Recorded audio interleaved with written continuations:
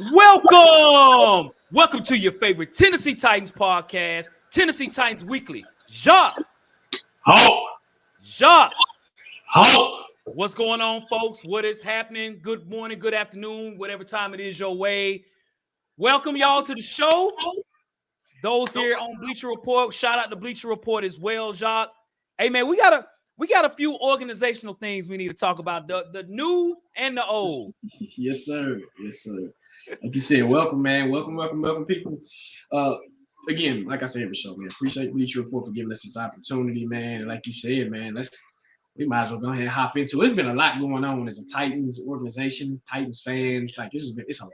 You know what I mean? So. It is a lot. It's a whole lot, Jacques. So as you all know, the Tennessee Titans right now, again, you know, when you look at what took place just last week, Amy Adams Strunk and the organization, with the GM's situation, fired Rand Carthon. Rand Carthon was the GM here for just 2 years. Again, that's very debatable as far as it being a fair situation. Just many different rumors. He spoke about it and everything. You know, I thought maybe some more questions could have been asked. I don't think there was open enough questions to really dive deep as to what. But, you know, whatever speculation is out there, Rand was fired. Now, we're on to the next GM. So we hope all goes well for Rand Carthon and his career. But right now, we are looking for the next new GM. So as you all see right now, you can see Amy Adams Strunk has interviewed 6 candidates. And all of these candidates have gotten second interviews, Jacques. So we have some. I know our screen is short. Is hiding the top part of it. Wish we could move that. Let me see if I can. Try now. Okay, good deal. Good. There it is. Good. Okay. All right. So we have 6 finalists. The one is the Packers Vice President of Player Personnel, Jon-Eric Sullivan. The Buffalo Bills Director of Player Personnel, Terrance Gray. Colts Assistant General Manager, Ed Dodds. Same with the Bears Assistant General Manager in Cunningham. Buccaneers Assistant GM John Spytek. And Chiefs Assistant GM Mike Borgonzi. All right, so we've done great research on all these GM candidates. So Jacques, let's get rocking, man. All right, so first of all, not so much the candidate themselves. We got the poll question out there. What type of GM do you want to take over for the Tennessee Titans?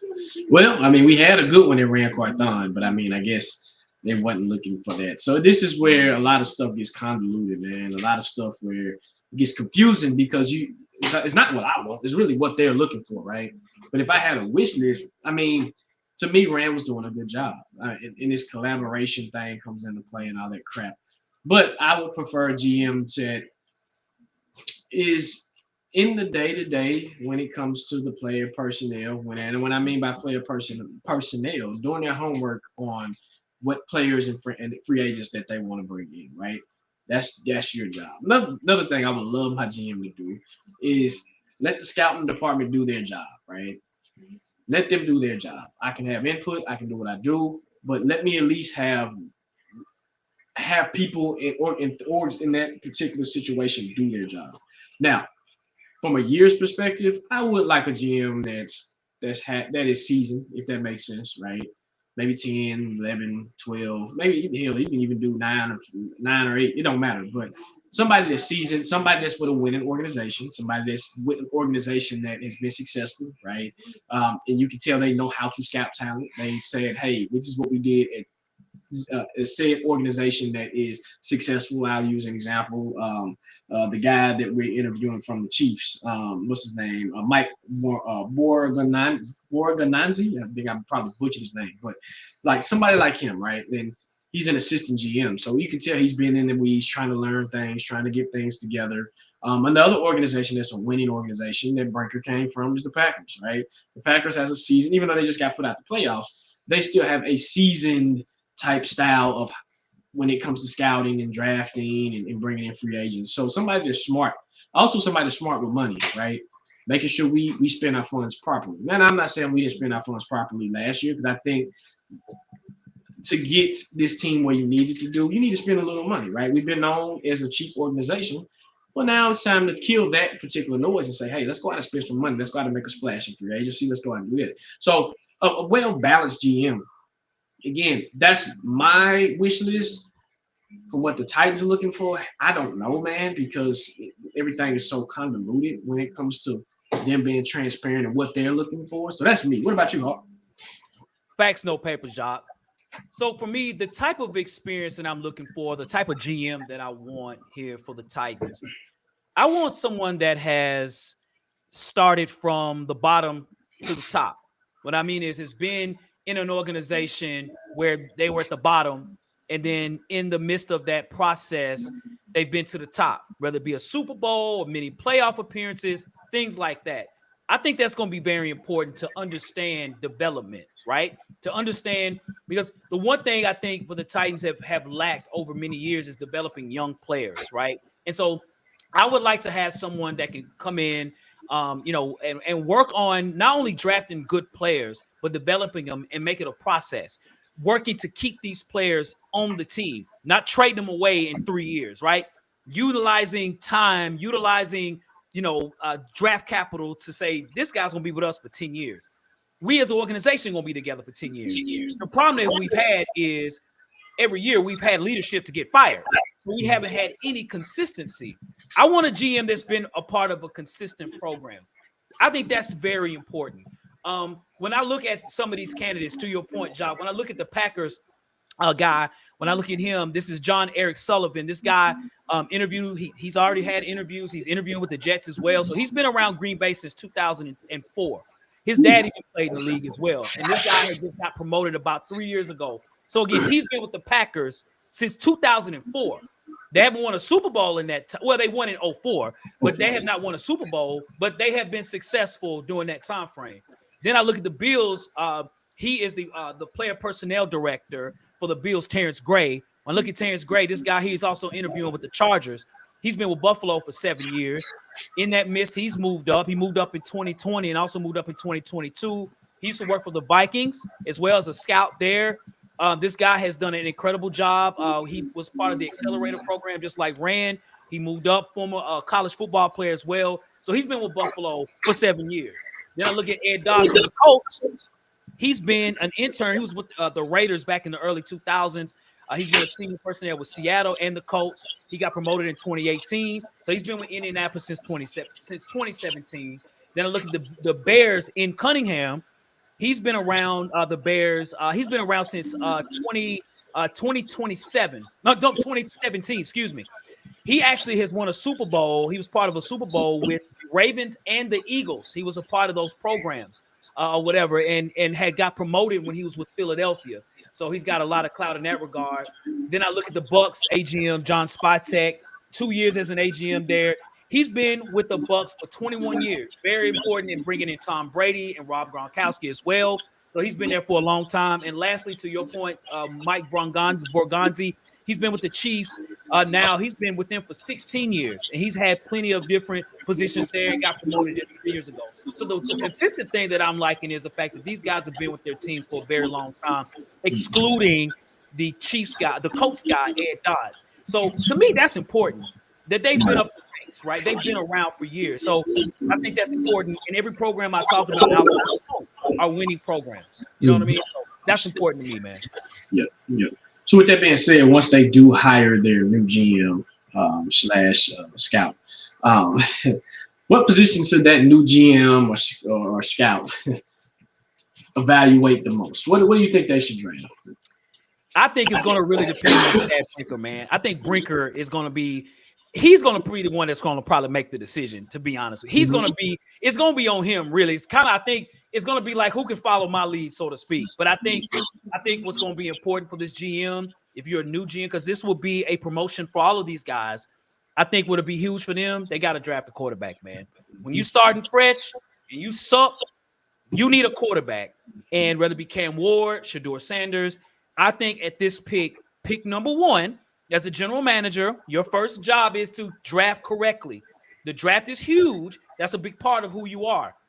I think the position that they need to look for right now is quarterback. And, depends on who they draft. It's up to them to know who to draft, to make sure that you go visit these quarterbacks, go to the combine, do whatever it is that you need to do to understand what quarterbacks are our program. whether it be Cam Ward, Shedeur Sanders, any other quarterback.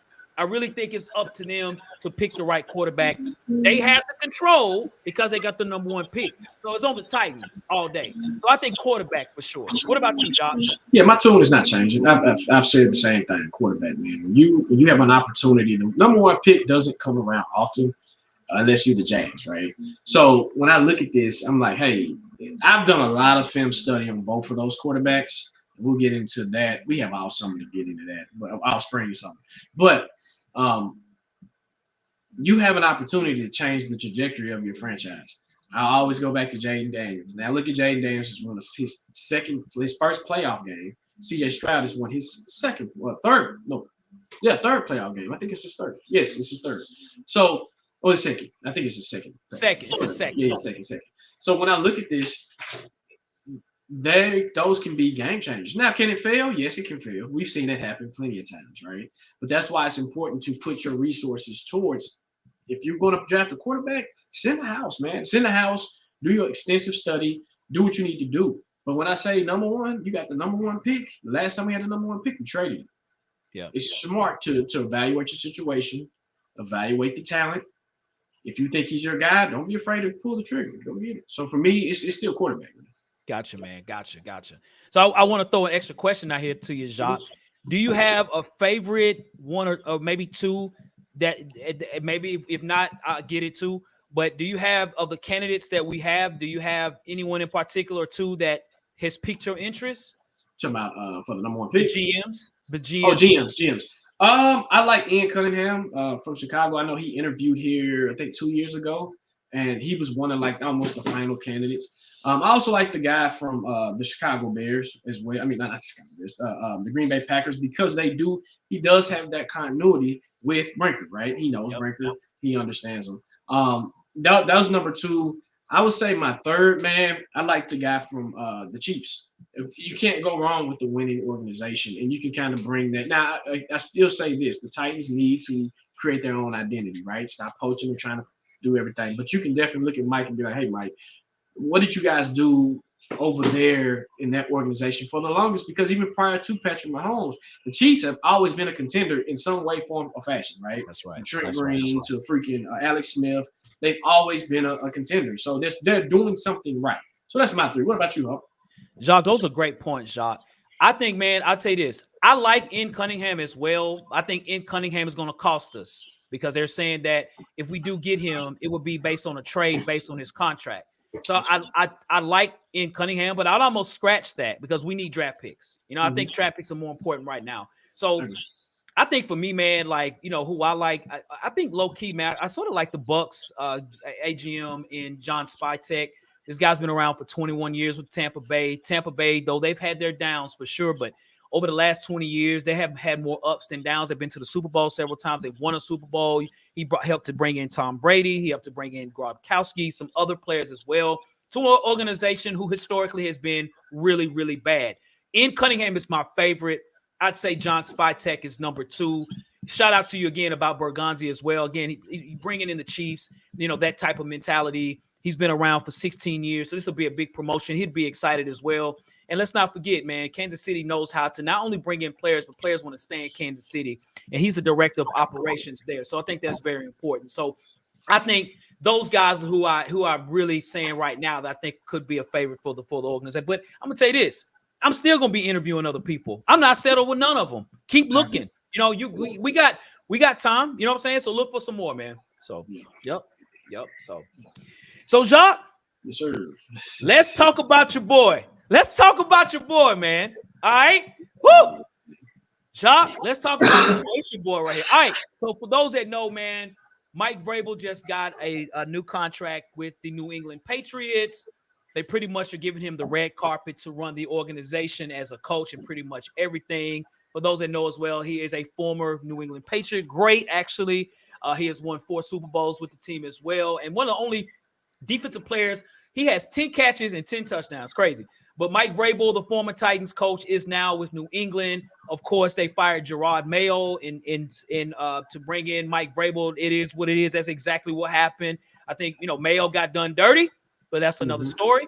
But we do have Mike Vrabel there as the coach for the New England Patriots. So, Jacques, we're gonna pull this poll question out there as well. Mhm. All right. So all week long, I've been feeling like, when you talk about Vrabel, bro, there's something behind, like, bro, like Vrabel, I don't know about this cat, right? All right. For his first season, because they're acting as if Mike Vrabel's about to be the next Bill Walsh, John Madden, Jimmy Johnson, Nick Saban in college. They're putting they have him, but Andy Reid. How successful do you think Mike Vrabel will be year one? I'll ask this question: how many wins do you think Mike Vrabel will get year one, and will he be successful?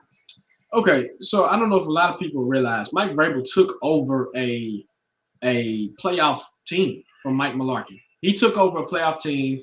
Amy at the time was like, "Hey, we need somebody to get us over the hump, right? Hey, let's do what we do."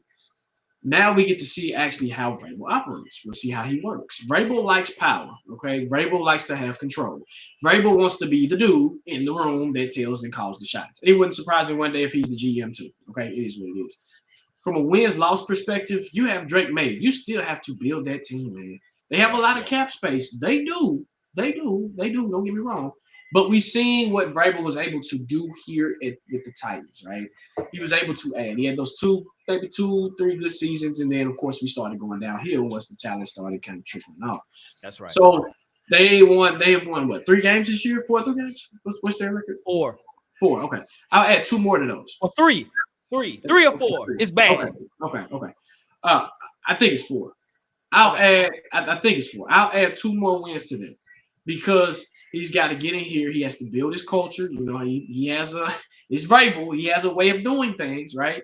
And it's not going to be how it was when the Titans, when he came to the Titans. And what I mean by that, these kids are different now. These kids are a little bit more entitled. These kids don't like being told what to do. They don't like that structure of stump down, right? What I mean by stump down is Vrabel is a disciplinarian. He tells you, hey, I demand excellence. You come in here and work. He's blue collar, right? It is what it is. It is what it is. So when I look at Vrabel, I give him 2 more wins. The success he's going to, because he's not the number 1 team in the division. It's the Bills. You got to compete with the Bills, the Jets a little bit, but the Jets are right. You go to a harder division. Remember, in the AFC South, that division it's wide open, right? But with the AFC East, no, man.